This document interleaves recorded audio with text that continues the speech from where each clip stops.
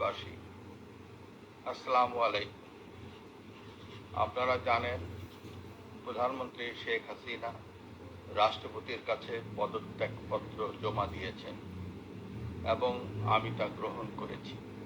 প্রধানমন্ত্রীর পদত্যাগ ও বৈষম্য বিরোধী ছাত্র আন্দোলনে সৃষ্ট পরিস্থিতিতে বঙ্গভবনে ৩ বাহিনীর প্রধান এবং বিভিন্ন রাজনৈতিক দলের নেতৃবৃন্দ, সুশীল সমাজের প্রতিনিধি ও বৈষম্য বিরোধী ছাত্র আন্দোলনের কয়েকজন সমন্বয়কদের সাথে আলোচনা হয়।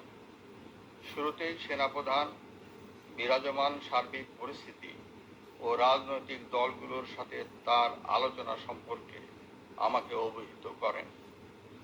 রাজনৈতিক নেতৃবৃন্দ এ সময় তাদের বক্তব্য তুলে ধরেন। সভায় বৈষম্য বিরোধী ছাত্র আন্দোলনের নিহত শহীদদের স্মরণে শোক প্রস্তাব গৃহীত হয়। এছাড়া জরুরি ভিত্তিতে একটি অন্তর্বর্তীকালীন সরকার গঠনের সিদ্ধান্ত নেওয়া হয়। সকল দল ও অংশীজনদের সাথে আলোচনা করে গঠিত অন্তর্বর্তীকালীন সরকার যত দ্রুত সম্ভব নির্বাচনের ব্যবস্থা করবে। বৈষম্য বিরোধী ছাত্র আন্দোলন ও বিভিন্ন মিথ্যা মামলায় আটক সহ সকল বন্দীদের মুক্তি দেওয়া হবে।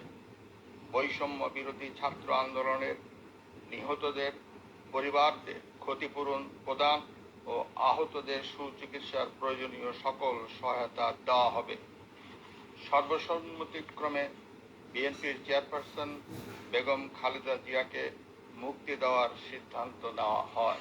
প্রিয় দেশবাসী, আমি দেশের আইন শৃঙ্খলা পরিস্থিতি স্বাভাবিক করতে এবং লুটতরাজ ও ধ্বংসাত্মক কর্মকাণ্ড বন্ধ করতে রাজনৈতিক দলগুলোর প্রতি আহ্বান জানাচ্ছি। জনগণের জানমাল ও রাষ্ট্রীয় সম্পদ রক্ষায় সশস্ত্র বাহিনীকে কঠোর পদক্ষেপ নেওয়ার নির্দেশ প্রদান করছি। সাম্প্রদায়িক সম্প্রীতি ও সংখ্যালঘুদের নিরাপত্তা নিশ্চিত করতে এবং সরকারি সম্পত্তি রক্ষায় সকলকে এগিয়ে আসার আহ্বান জানাচ্ছি।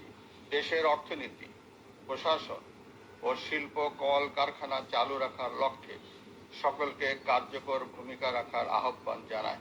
এছাড়া যারা হত্যা ও সহিংসতার সাথে জড়িত নিরপেক্ষ তদন্তের মাধ্যমে তাদেরকে আইনের আওতায় আনা হবে।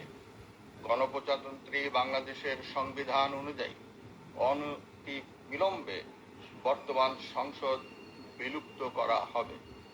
দেশের সকল অফিস আদালত স্বাভাবিকভাবেই চলবে। প্রিয় দেশবাসী, আসুন আমরা দেশকে বাঁচাতে একযোগে কাজ করি।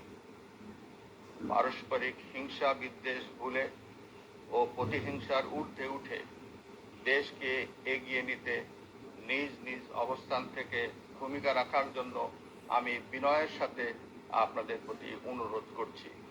একটি সুন্দর ও সোনালী ভবিষ্যতের প্রত্যাশায় আমরা এগিয়ে যাব ইনশাআল্লাহ।